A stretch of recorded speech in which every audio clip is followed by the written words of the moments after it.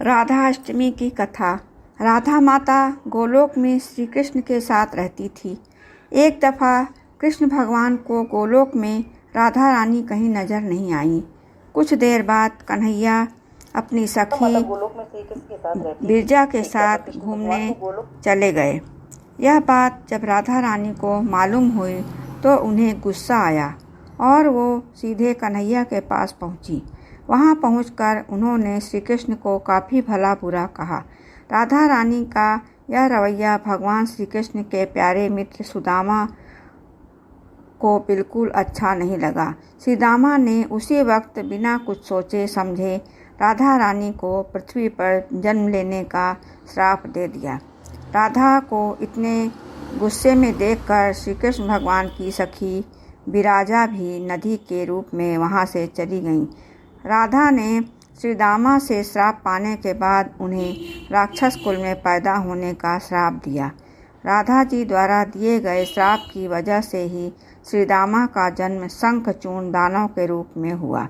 आगे चलकर वही दानव भगवान विष्णु का परम भक्त बना। दूसरी तरफ राधा रानी ने पृथ्वी पर वृषभानु के घर पुत्री के रूप में जन्म लिया। राधा रानी का जन्म वृषभानु के घर तो हुआ, लेकिन उनकी पत्नी देवी कीर्ति के गर्भ से नहीं। दरअसल जिस समय राधा मैया और सुदामा ने एक दूसरे को श्राप दिया था, तभी भगवान श्री कृष्ण ने कहा था कि राधा, आपको वृषभानु जी और देवी कीर्ति की पुत्री बनकर पृथ्वी पर रहना होगा।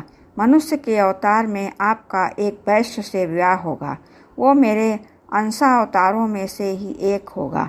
इस तरह आप पृथ्वी पर भी मेरी ही बनकर रहेंगी, परंतु हम दोनों को बिछोड़ने का दुख सहना होगा।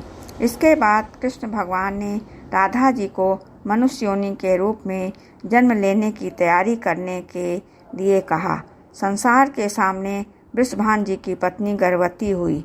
जिस तरह एक बच्चा दुनिया में आता है, ठीक वैसे ही देवी कीर्ति का भी प्रसव हुआ, लेकिन असल में राधा माता का जन्म देवी कीर्ति के गर्भ से नहीं हुआ था। भगवान की माया से उसके गर्भ में वायु भर गई थी। देवी कीर्ति ने उसी वायु को जन्म दिया। इस दौरान उन्हें प्रसव पीड़ा हो रही थी और वहाँ राधा माता के रूप में एक प्यारी सी कन्या ने जन्म लिया।